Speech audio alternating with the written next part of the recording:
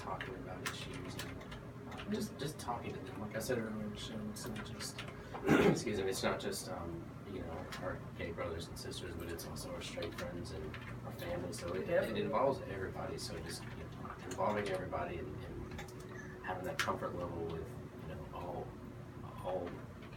But people are having those discussions now. I mean, they're talking more openly about their lives with their neighbor or their friends. They're being a little more honest about who they are, and so it's bringing up these conversations, and it's good that we're having them. Well, relationships are critical. It doesn't matter if you're black, white, straight, or gay. Everybody goes through the same dynamics of life. Sure. Life is life. There's no such thing as a black life or a gay life or a straight life. It's life, and we all experience the same thing. And so once we begin to share and open up about life, we can see that we all have a common bond. Mm-hmm. And it's good that the climate of the country is changing, the laws are changing, the dynamics of people, theology and ideology is changing, because we all have similarities in life and we all can relate to each other. But if we don't sit down and talk about these things, we can never come together. And that's the issue with racial reconciliation in this country. We don't want to talk about race. We don't want to talk about sexual orientation, because it's a hard conversation. But it's needed in order for us to grow as individuals in this country. So that's very good. But isn't it good to have a vision and see your vision begin to grow once you begin to plant seeds and things of that nature? It is. It's nice. And it's nice that we have so many other allies that share in that vision, that really want this to take off and to continue to educate people and tell our story and just have fun with it too. Yeah. If it's not fun, why are you going to do it? True that. Yeah, it is. I know for us, with us, we're in, our struggles right now. Well, I wouldn't necessarily say struggles, but where we are, haven't launched yet. So it's good, but this was like, kind of like you, a baby of mine for a long time, but I never thought it could happen. Never thought it could happen. And just like he said, just to see your vision come out. And actually, I can't wait to hold it in my hand. So I know how you felt that day when y'all had your big sign and you put it together. And I think I might sleep with it or something. But, just make sure you sign that first copy. It's just a celebration for the community. The community, and I say this, I'll go out, especially the black gay community, because I don't think that we need something like this in our community, in the black gay community. We definitely need it. We need it all the way around. The whole enchilada. We need everything, and we talk about that a lot with a lot of our friends, club owners and stuff, and try to get them to be more of collaboratives with each other instead of competition. Competition is good because it lets you know there's a market, right. But at the same time, it doesn't have to be with a sword. Mm-hmm. You can work with people instead of working against them. Yeah, like I told Amanda when we talked about it, I said, hey, congratulations. I said, people need options like Pepsi and Coke. I got a big Pepsi here today, and I like Dr. Pepper and I like Coke too. Mm-hmm. So, it's just how it is. And I think it's good because it shows that there's a market in the city to support everything that's out here. Yeah, and other local markets like Atlanta, they have about two seven. or three. They have a lot. Red papers, and by every demographic. So when you get down to places like Dallas and Chicago, there's tons of papers out there. Yeah, so, New York, right? San Francisco, DC. Right. Yeah. Multicultural, so I think it's good for the city, and I'm happy that you all are in the studio, and for anybody out there, we're glad you're shocked that Focus is in the studio today. So I just wanted to extend the invitation to you, because we talked about it a while back, to get you in here to talk about what you're doing. You're doing a lot. You're doing more than just Focus now. Yeah, we've been real busy. You're being humble sitting in here. So we go. You got to get that in to let people know exactly who you are. Mm-hmm. I think you're a businessman. You move around. I think so. and with the on Local 24. And so you sitting in our studio acting all shy, but you sitting in front of 9,000 to 15,000 people with a camera in your face. We certainly like to foster ideas. Yeah. And the collaboration too, you know, not just me or Amanda and myself, but our team, our contributors, our community. We talk to the nonprofits, like we talk to a lot of people, and you know, the input that they give us is really important because that's what's shaping Memphis, you know, moving forward. Our younger community is really different. You have to attract them differently. You have to do things to keep their attention, and so you know, diversifying what you're doing is really important. This millennium is something else. You guys are something else, Robert. But the issue is also by the magazines being out and published, you are exposing the millenniums and other generations, X, Y, and the baby boomers, to something different. Because they're used to, you know, hiding Instagram. They're used to things on their phone. I say they. You know, having something in print is, in my eyes, kind of old school. But I think that having that magazine in print is important right now because it goes along with the website, it goes along with their social media efforts. But it's just one of those tiers that, you know, you have to have print, you have to have web, you have to have social media, and they all have to work together. But they all kind of attract different people. I don't know if that makes sense. It does. Like ice cream, different flavors. And exposure is good because a lot of people, when you begin to do things like this, like Amanda just said, Nissan sponsored Miss Our Pride.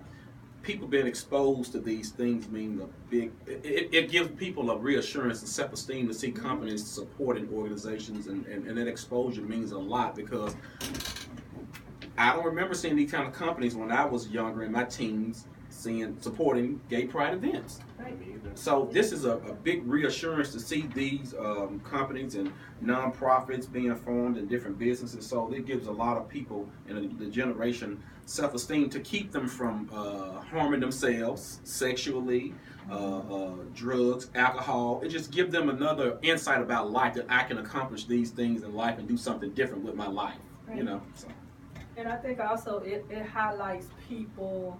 It has a way of bringing us together. And then for younger people, they can begin to understand that they're more than their sexuality. Mm-hmm. That I can be a professional businessman. I can come out and be an entrepreneur. You know, I can do whatever I see other LGBTQ people doing as far as professionals. And I don't have to hide. Mm-hmm. Right? People doing, you know, positive things in their community, and there are people, there's someone talking about it. Mm-hmm. It presents the opportunity to help them grow as a person and do something to make a change. Mm-hmm. Like a lot of times we get callers and they'll ask questions.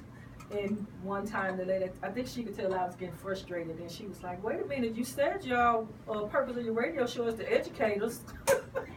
So I want to be educated. And I was like, "Okay, you have to do that offline." No, she asked the question, and she was just kind of badgering, you know, the question. But that's what we say, so I couldn't get frustrated. I had to answer her question. Mm-hmm. She wanted to be educated about an LGBTQ question.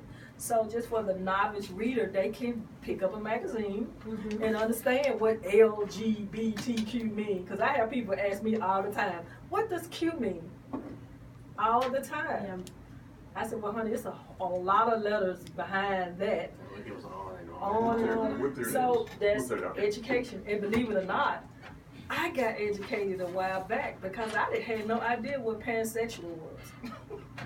There's a lot of new terms now. Yeah. And I'm learning things, you know, daily too, about how to talk about people or how people want to be referred to.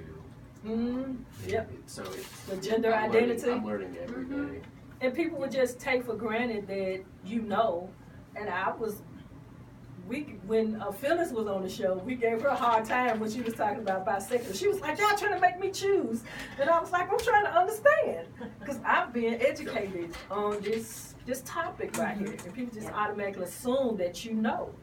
You have a lot of gay people that do not know that there are differences. It's layers to this. It is. It's a lot of layers, and it's deep. I play basketball in my pumps. You've been waiting to I say went 9-inch heels on the court, You've been waiting to say something stupid. shooting my 3-pointers. He was thinking of that the whole time. The whole time. You've been wanting to get in. But this is another thing I like about the magazine. It gives the voiceless a voice. People who were not privileged to write in Essence and the Huffington Puff and all these other magazines to get a chance to express themselves and to tell their story, like she said at first, because everyone's not privileged to be at the table, you know, and you are privileged to be at the table. Now you give other people avenues to express themselves. So your privilege has opened the doors for many others. That's right. And I think, you know, focusing and featuring and profiling those people in our community that people don't know. Absolutely. Those youth in our community, Mm-hmm. those transgender people in our community, giving them resources that are out there, but they don't know where to find them. So, you know, having that, I think, is a big thing that's going to, I think, only improve in Memphis. Mm-hmm. So you see, your judgment can hurt a lot of people or help a lot of people. Think about You have it. to tell it her what you can, mean by yeah. that. Meaning, if you would have said, I don't want to do this, the higher being gave you a vision to put out the magazine. If you would have said no, that judgment of you saying no would have hurt all those people you have helping right now. Absolutely. So I'm blessed. You have That's that what much. you mean. You have that much power Mhm.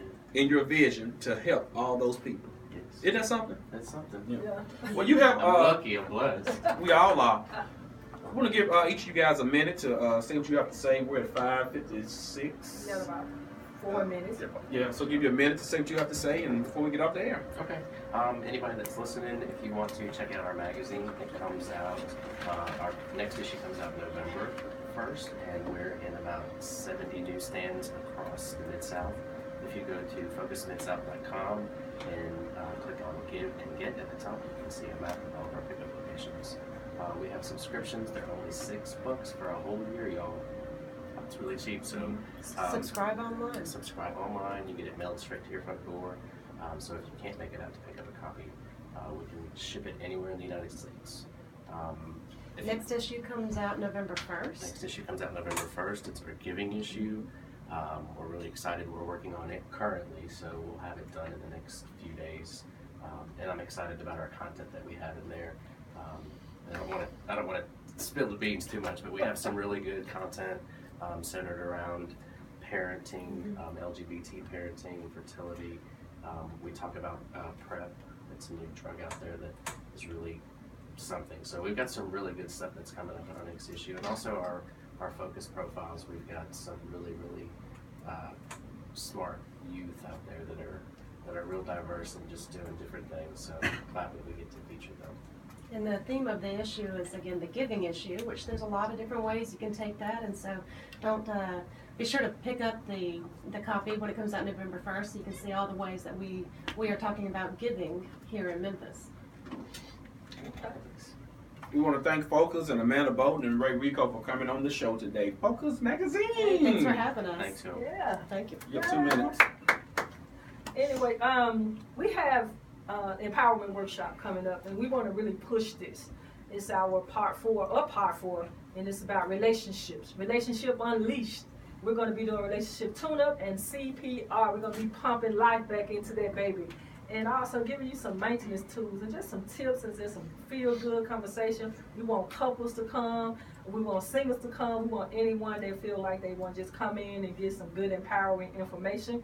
We're going to have the Family Safety Center in there facilitating a group on CPR. So we want you to go to our website, Relationship Unleashed, and sign up and register. It's free food, free beverage. Come on out and hang out with us. We always have a good time. It's Monday evening from 6 until 8 o'clock. You have anything you want to say, Dave? Go to our website. She said Relationship Unleashed website. Go to tuvmag.com to sign up for our debut of the Unleashed Voice magazine. It'll be November 21st. Get ready for this big party. We got more details to come. And I'm done, and I feel like juking. Play my son, John, so I can juke. What juke? I'm finna juke. Oh, God. 911. No, I'm finna juke. Is it the quad? Whoop that trick! Whoop that trick! We was John, what the hell is that? I said, whoop that trick! What's That's that? whoop, there it is! I thought you said, whoop, there it is. No, I said, whoop that trick! Ah, whoop, there it is, Whoop, there he goes. Whoop that trick! This is the Unleashed Voice on KWMA. Wait a minute, play that song. No, you don't. Don't play that song. Do not play that song. This is KWAM 990 Talk Radio, the unleashed voice for the LGBTQ community. See you next Saturday. Whoop that!